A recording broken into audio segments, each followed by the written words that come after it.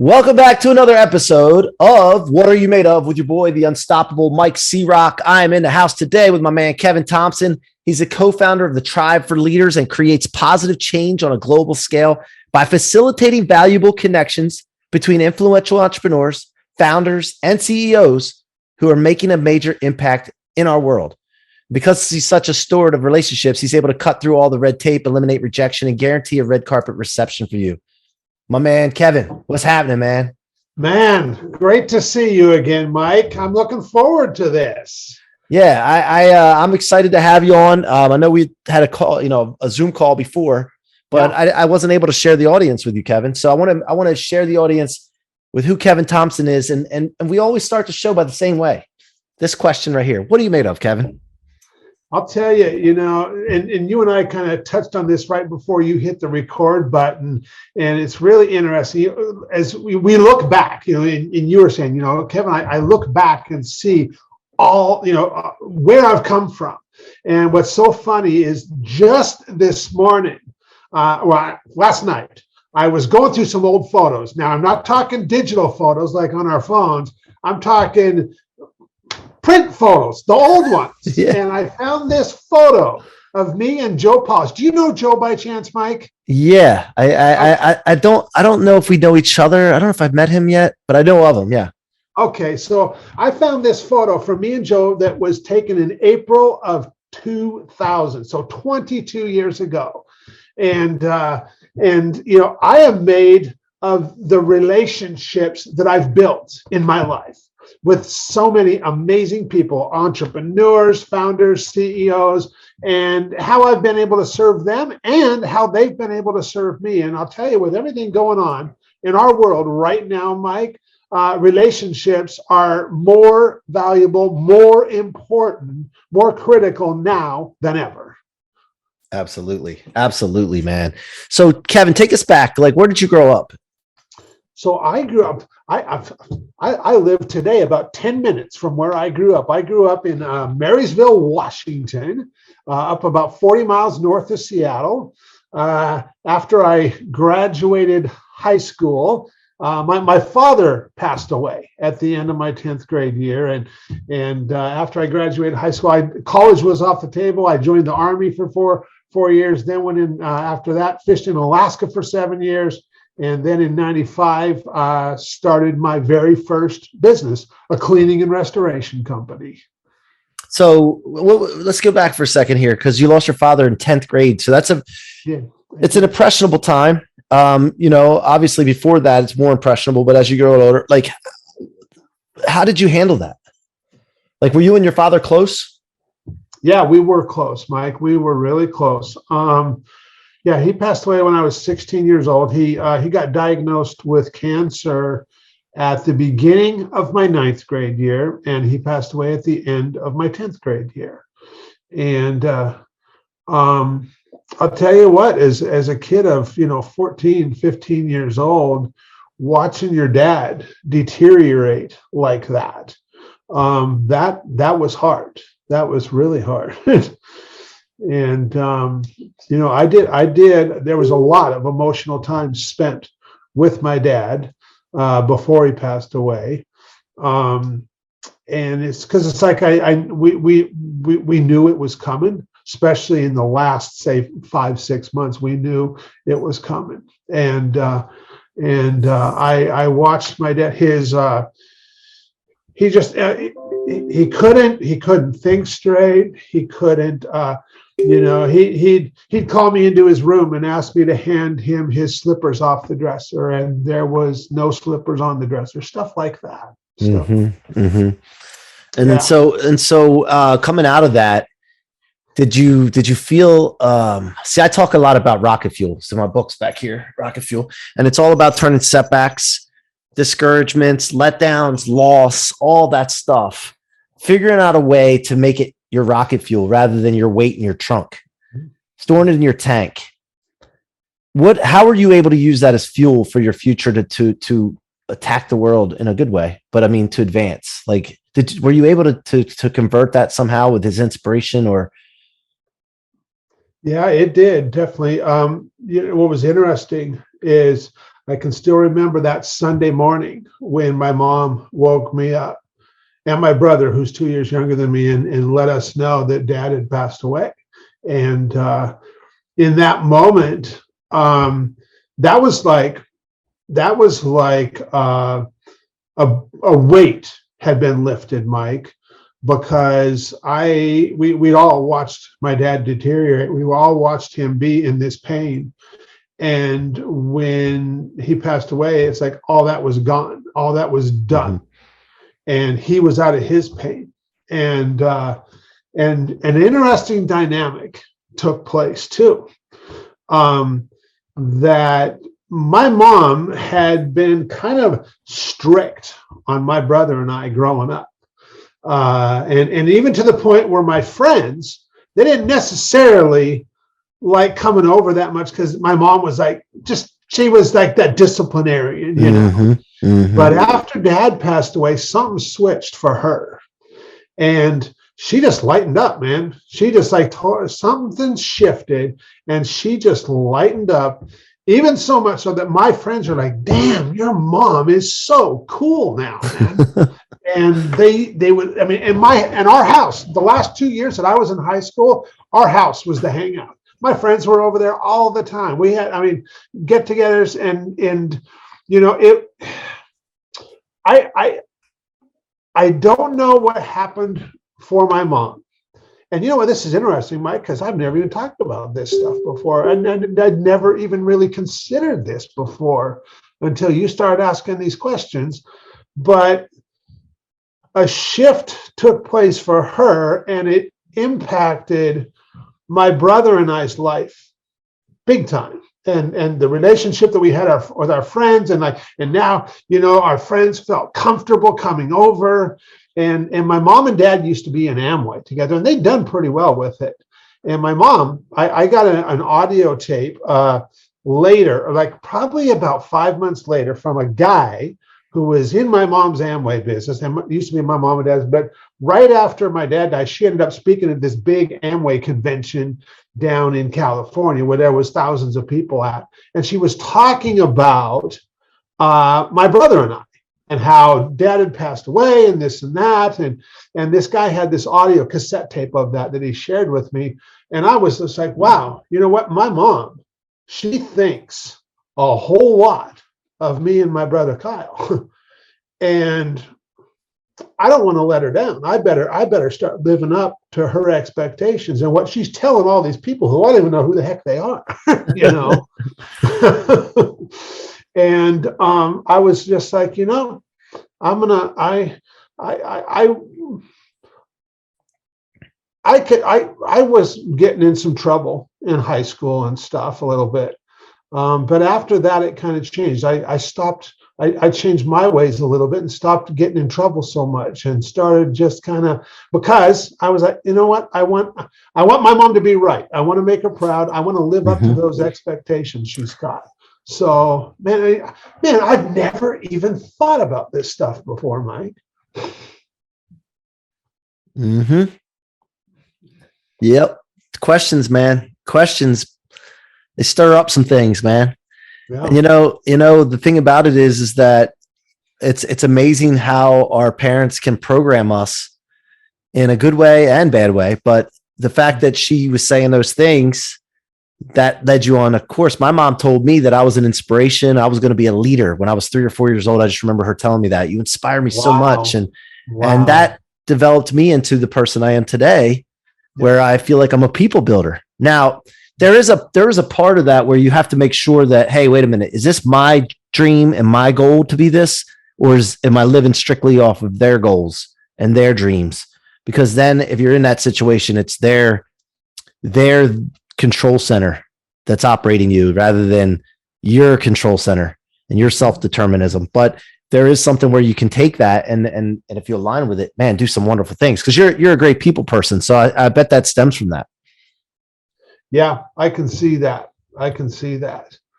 You know, and I know when I was younger, you know, my dad used to always tell me, you know, Kev, the harder you work, the more successful you'll be. And that was his experience. And in fact, in the 60s, he worked as a commercial fisherman in Alaska. And like the show that we watch now, like what is it? What, Deadliest Catch? Deadliest Catch. Yeah. Same kind of thing. That's what I did. In fact, wow. Guys off of that show are guys I fished with back from 1988 to 95. They were fishing then, and I know a lot of them live around here and stuff. Yeah, yeah.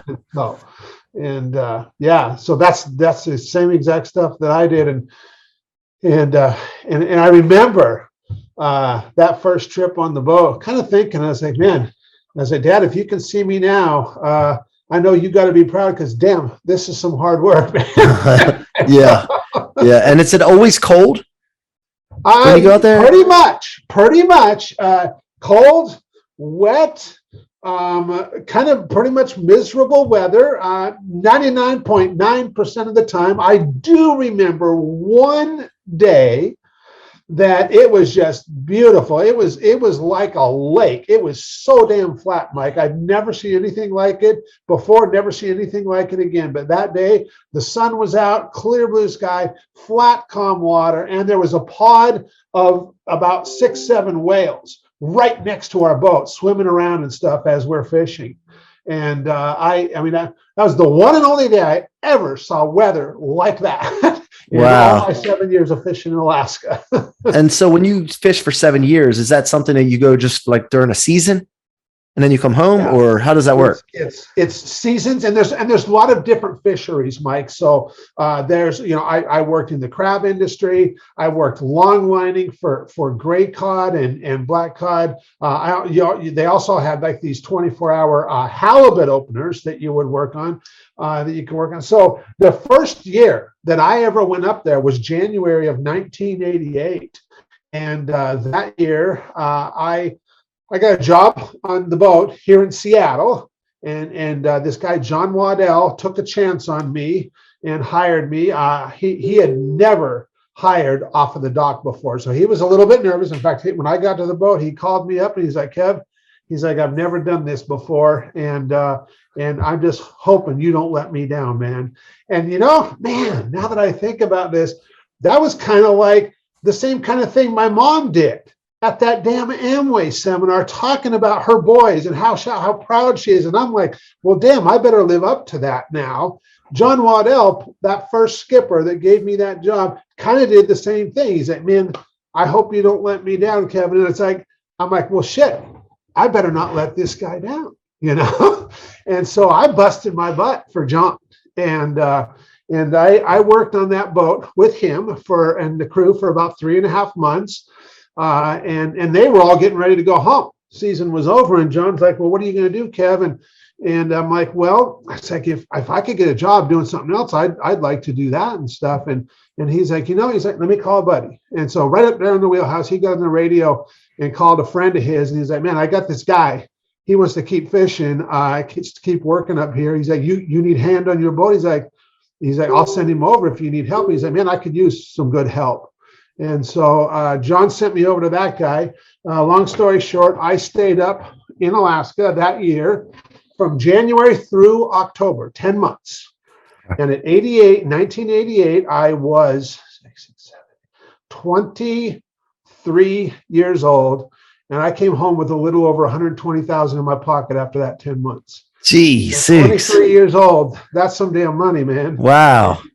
And I was the low guy on the totem pole. Everybody else was making double what I was, So, wow. So they make that kind of money nowadays? No, you can't make that kind of money now. No. What did you do with the money? Did you know what you were doing with money that back then, or? So my whole reason that I got that job in the first place was because I wanted to get money together so I could start my own business. Because that was what I thought. I thought, well, it takes money to do this. I was like, I'm going to get a job on this boat. And so that was my whole purpose for doing that job for 7 years. Gotcha. Was to save money to start my own business. Okay. Then you had the cleaning and restoration company, right? I did. Yeah. In 1995, almost lost my life on the boat and almost got thrown overboard. So I decided, okay, I'm going to finish out my contract. I'm done. And that's when I came home and started the cleaning business. Yeah. Unbelievable. And then how long did that go? Is it The still going cleaning now? business I ran from 1995. Actually, I started it in 96, and then I sold that business in 2004. April 19th of '04 is when I sold that business. And what makes you sell a company like at that point? Like what was going through your mind, or why did it make sense to sell instead of keep going with it? So that company, the first year I blew through over $300,000 and I still wasn't making a profit because I didn't have a clue what I was doing. That's when I met this guy, Joe Polish, that I mentioned. And he helped me completely transform that company. And also one of the things I did is I started this little ugly website called Get Mold Solutions as an extension of that business. And in 2003, Joe was like, why don't you come down here? He put on this big annual event for the cleaning and restoration companies every year. And he's like, why don't you come down here and show everybody what you're doing with the website? I got that website producing about $13,000 a month in revenue for the company. And so I did. And he's like, and before you come down here next November, make sure to document what you do and how you do it, put it into a course because certain percent of the people will want your help, and make sure you're ready to give them that. So I did that. I spoke at his seminar in November of 2003. Did a 1-hour presentation at the end of that event. Now, keep in mind, Mike, I didn't have a clue what I was doing. Now, granted, it was a warm audience. Those people knew me. A lot of them knew me. There was probably about 250 people there. And I made $35,000 in sales of that course.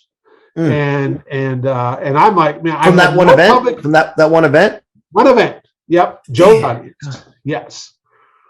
And how much did you sell the course for? $997. Wow, man. 35 copies at $9. And check this out. Those 35 people were also in monthly coaching with me, and get this, $29 a month is what I charged at that time, which I thought I was on cloud nine. I'm like, holy cow, I also got 35 people giving me $30 a month. I'm doing the math and going, that's pretty dang good. We later realized that was way too cheap for that, and we bumped the price up. but it was a good start, and I was pretty stoked. And the next year we sold the cleaning and restoration business. I moved into the training company full time.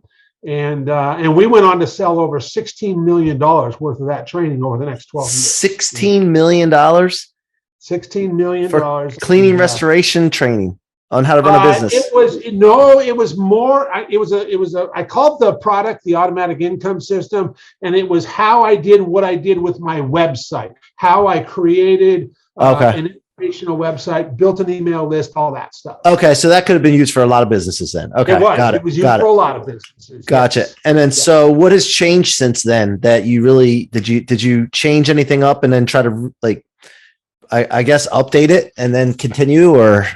Yeah, we did. We updated a few times during the course of that. But the way that I built that business was through strategic partnerships.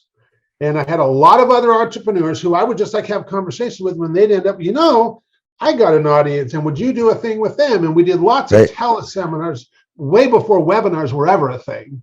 And so I did over 600 strategic partnerships in 12 years. But what I didn't realize at the time was the whole time I'm setting myself up for what I do now, which is to be this connector, this conduit of trust for all these amazing entrepreneurs. And it's allowed me to, make connections that help them grow their businesses, add revenue, make a bigger impact in this world. And now that's my full-time work. That's what I do now. So it's one thing and I do that too, by the way. And it's one thing to do that and being nice and making an impact, but you also got to pay the bills. So how do you set it up where you're involved as well and you benefit from the connections? So we've got this community called Tribe for Leaders. We're really intentional about who we invite into that, because especially the way we structure it, because there is an annual membership fee involved, but we also do a revenue share with each member. And so that when they win, we win too.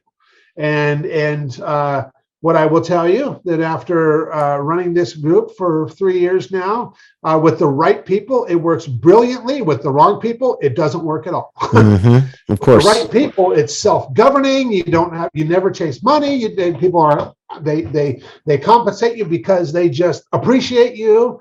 And so we've figured that out over the last 3 years, and so that's how we do that now too. And how many members do you have right now? Roughly 39 right now. 39 members, and these are from all over the country. All over the country, and we got members in Canada. We've even got one from overseas. Okay.